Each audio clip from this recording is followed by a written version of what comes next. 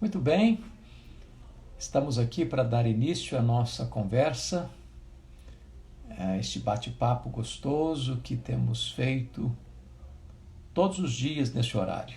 Que bom que você já está chegando. Na medida que você for entrando, eu peço a sua gentileza de clicar aí nesse aviãozinho, está logo embaixo aí o seu vídeo, o seu telefone, smartphone, e convidando outras pessoas para participarem com a gente. Que bom que você está chegando, que bom que você fará parte conosco desta live, deste papo, desta conversa. Hoje são exatamente 26 de maio de 2020, hoje é terça-feira, 18 horas e 3 minutos. É um dia tenso, como os demais também.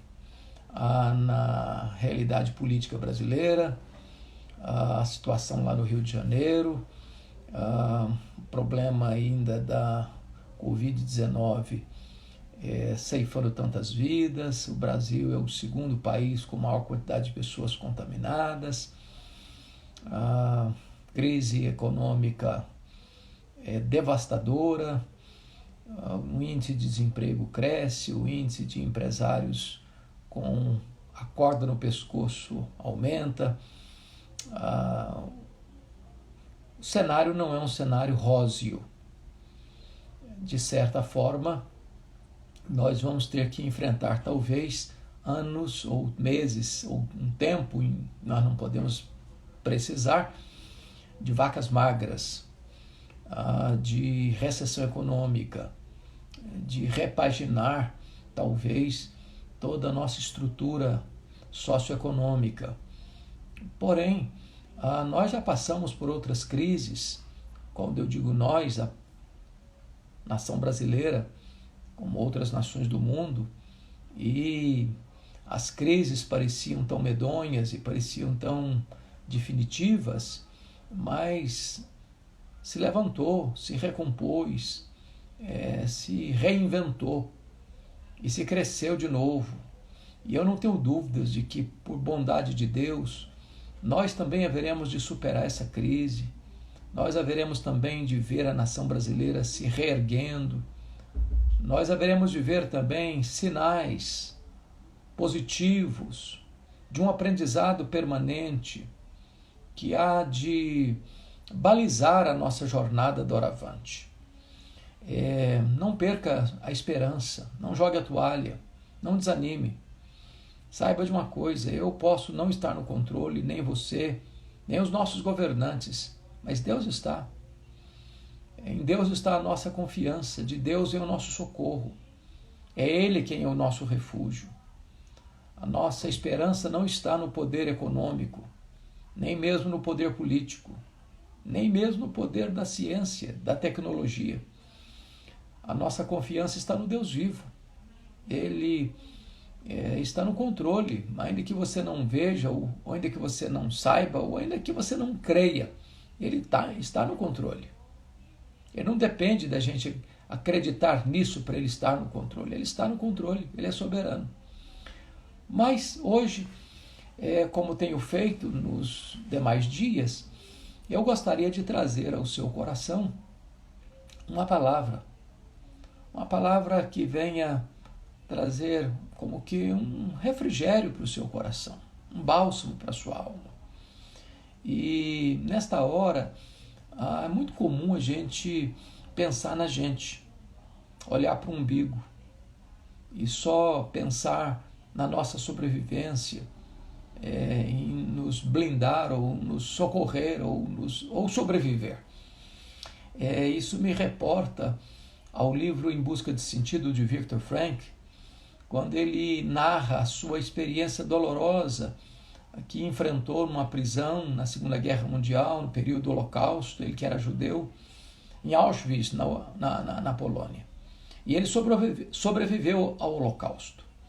E ele diz nesse livro que as pessoas que sobreviveram ao Holocausto, via de regra, não foram aquelas pessoas que lutaram para sobreviver. Foram aquelas pessoas que, mesmo naquela conjuntura, se empenharam para ajudar outras pessoas a sobreviverem.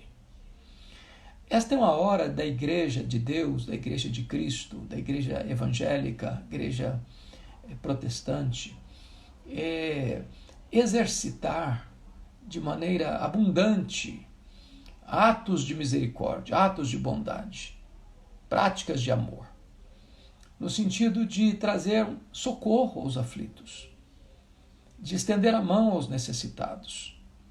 Talvez você diga, mas eu tenho pouco. Mas quando você coloca esse pouco que você tem nas mãos de Jesus, com esse pouco ele pode fazer grandes coisas. Como aquele menino que tinha apenas 2 peixinhos e alguns pães de cevada. E o Senhor Jesus Cristo, com aquele pequeno lanche, alimenta uma multidão. Então é hora de você repartir o pouco que você tem com quem tem menos do que você. É hora de você olhar para a sua família, para os seus irmãos na fé, para o seu próximo e buscar ajudá-lo de uma forma prática. Talvez socorrendo nessa necessidade de alimento, de remédio. Ou quem sabe você, além dos recursos econômicos, de dar uma cesta básica, de dar um alimento, de dar um socorro, de dar uma mão estendida para levantar a pessoa que está sem os recursos necessários para uma vida digna, uma sobrevivência digna, também você pudesse usar os meios que você tem nas mãos, essas ferramentas da tecnologia moderna, para você encorajar alguém. Nós estamos sendo completamente esmagados por notícias ruins. É morte, é tragédia, é quebradeira, é desespero, é desesperança, é pessimismo, é negativismo. A realidade é essa hoje, da grande mídia, da imprensa, das redes sociais. As pessoas estão apostando no fracasso, alguns até torcendo para quanto pior ficar, melhor, porque politizaram a crise, partidarizaram a pandemia. Mas quem sabe você pudesse agora ser um portador de boas novas, ser um embaixador da esperança, ser um pregoeiro da paz. Nas palavras de Jesus, ser um pacificador. Bem-aventurados os pacificadores, porque eles serão chamados filhos de Deus. A intriga, a briga, a acusação leviana, o desbarrancamento da virtude, a destruição da reputação alheia, os fake news que espalham notícias enviesadas, torcidas e distorcidas, às vezes abertamente mentirosas, para denegrir, para deslustrar o caráter de uma pessoa, para arruinar a reputação de alguém, verdadeiros assassinos de reputação. É hora de nós estancarmos essa hemorragia que faz tanto mal ao coração, à família, à igreja, à nação. Você não precisa entrar nesta onda, você não deva, nessa época de tantas notícias trágicas, tantos fake news, tantas mentiras, contribuir para que isso se espalhe, contribuir para que isso se dissemine. Não tenha pressa ao repartilhar ou compartilhar uma notícia que você recebeu, um vídeo que você recebeu, sem verificar a veracidade. Segundo, se isso é oportuno, se isso é verdadeiro, se isso vai edificar, se isso vai trazer esperança. Nós não podemos contribuir para o agravamento da crise. Nós não podemos aplaudir a desgraça, nós não podemos nos alegrar com a ruína de alguém, seja quem for. É hora da nação brasileira se unir e pensar um pouco em como nós podemos minorar esse sofrimento e como nós podemos acelerar o processo da restauração e da recuperação da nossa dignidade. Então, talvez você pense, mas eu sou apenas uma gota nesse oceano. Mas um pequeno gesto pode inspirar muita gente. Um pequeno exemplo pode despertar uma onda de benevolência, de altruísmo, de amor prático ao próximo. Então a minha palavra a você é que você seja um pacificador. Que você não cave abismos nos relacionamentos, mas que você construa pontes de contato. Se você ver duas pessoas falando uma mal da outra, se aproxime para debelar o mal, para desarmar esta bomba, relógio que traz tanto sofrimento à vida, à família, à igreja, à sociedade. Que Deus nos ajude a sermos embaixadores da paz. Que Deus nos ajude a termos palavras de vida eterna num mundo de tanto desespero.